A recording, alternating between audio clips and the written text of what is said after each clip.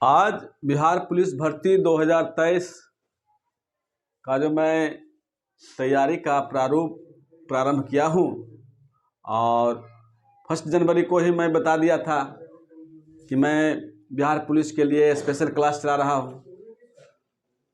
तो विज्ञान विषय से प्रारंभ किए हैं और उसको धीरे धीरे समाप्त कर देंगे। आज मैं उन विद्यार्थियों के लिए जो सेना में विभाग में तैयारी करना चाहते हैं, आज मैं अपना एक हेल्पलाइन कॉल मोबाइल नंबर भी जारी किया हूँ। किन्हीं को किसी प्रकार का अगर प्रॉब्लम रहे परीक्षा से रिलेटेड तो अपना सलाह या हमसे सलाह लेना चाहते हैं तो कॉल नंबर पर बात कर करके हेल्प कॉल नंबर जो मैं जारी किया हूँ, और किसी भी प्रकार का समस्या अगर रहेगा कंपटीशन से रिलेटेड तो मैं उसको जहाँ तक मेरा अनुभव है मैं आप लोगों को भी साझा करूँगा। तो आज जो विषय समान विज्ञान, जीव विज्ञान, मानव शरीर का एक चैप्टर मैं बता चुका हूँ पहला क्लास में, और मानव शरीर का जो शेष भाग बच गया था उससे रिलेटेड प्रतियोगिता परीक्षा में पूछे जाने वाले प्रश्न क्लास 2 को मैं शुरू कर करके इसको मैं आज खत्म कर दूंगा। उसके बाद अगला चैप्टर चलेगा। और मैं कहता हूं, मानव जब जोर लगाता है पत्थर पानी बन जाता है। जब आप मेहनत कीजिएगा तो ही आप सफलता पाइएगा।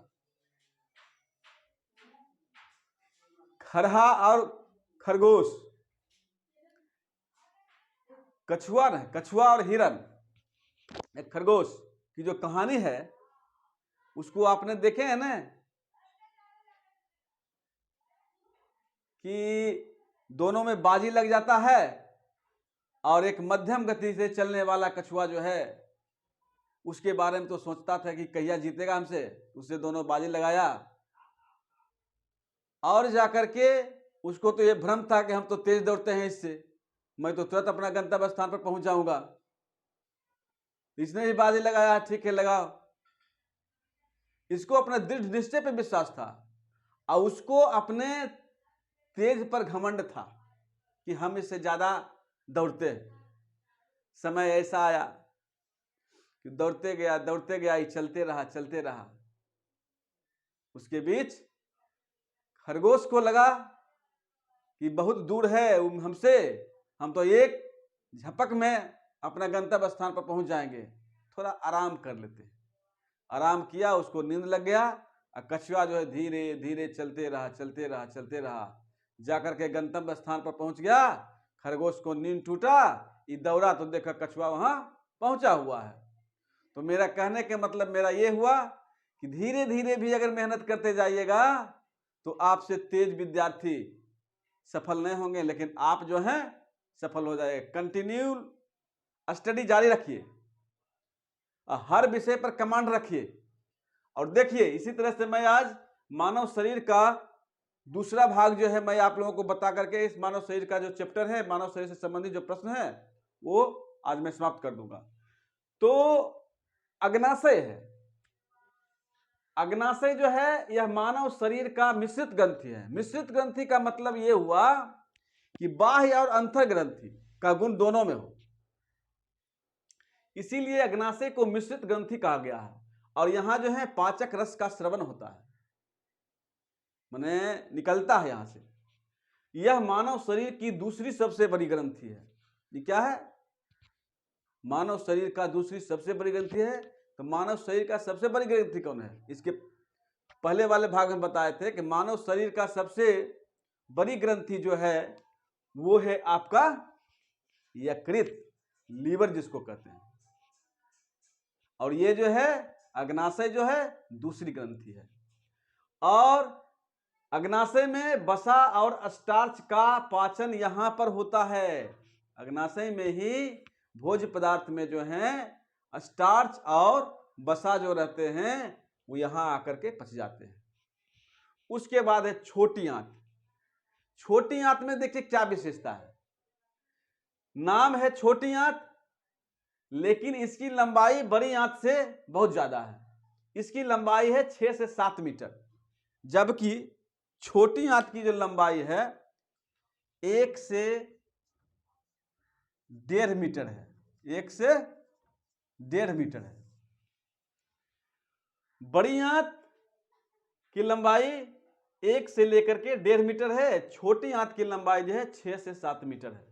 और छोटी आंत में भोजन का पाचन होता है, छोटी आंत में भोजन का पाचन होता है।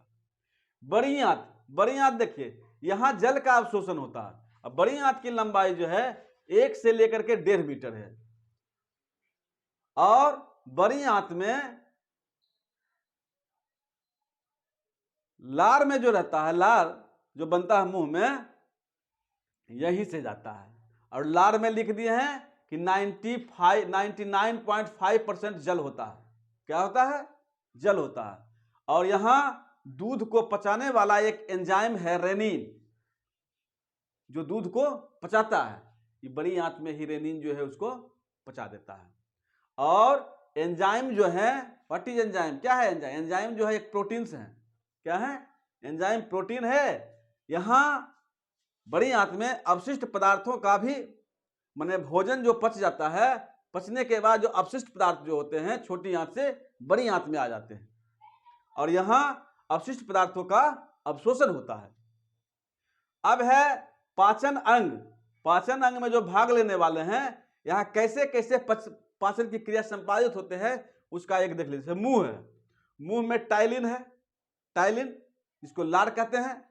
यहां जब भोजन हम लेते हैं तो सबसे पहले भोजन का पचना प्रारंभ मुंह से होता है, और मुंह में जो सक्रिय एंजाइम है टाइलिन जिसको लार कहते हैं, यही सबसे पहले पाचन की क्रिया को प्रारंभ करता है। और फिर प्रभावित भोज्य पदार्थ ये श्वेतसार में बदल जाते हैं, और यहां से जो है टाइलिन जो है शक्कर का निर्माण करता है। अमाशय है। अमाशय में पेप्सिन और रेनिन 2 प्रकार के एंजाइम पाए जाते हैं। इनका काम है प्रोटीन को पचाना, प्रोटीन को पचाना, और नए पदार्थ जो बनते हैं उसको कहते हैं पेप्टोन्स एवं एमिनो एसिड। अब है पक्वाशय। पक्वाशय में ट्रिप्सिन नामक प्रोटीन्स पाए जाते हैं, और यहां से प्रभावित भोजन एक कार्बोहाइड्रेट को पचाते हैं। ट्रिप्सिन जो है कार्बोहाइड्रेट को पेप्टाइड में बदल देता है। और छोटी आंत में लाइपेज और इरेप्सिन नामक एंजाइम पाए जाते हैं। ये जो हैं वसा और पेप्टाइड नामक भोज्य पदार्थ को प्रभावित करते हैं, और ये वसा और पेप्टाइड जो हैं ये अमीनो अम्ल में बदल जाते हैं। इस तरह से मैं एक नोट लिखा हूं, छोटी आंत में रक्त द्वारा ग्लूकोज का अवशोषण होता है। प्रतियोगिता परीक्षा में पूछ दिया था कि मानव शरीर के कौन से अंग में ग्लूकोज का अवशोषण होता है? ग्लूकोज माने शर्करा का, तो छोटी आंत। इस तरह से मानव शरीर का जो है पार्ट्स मैं आप लोगों को बता चुका हूं। इससे रिलेटेड जो भी प्रश्न आएंगे, ये जो नोट्स आप लोगों को उपलब्ध कराए हैं इसको कंप्लीट कर लीजिएगा।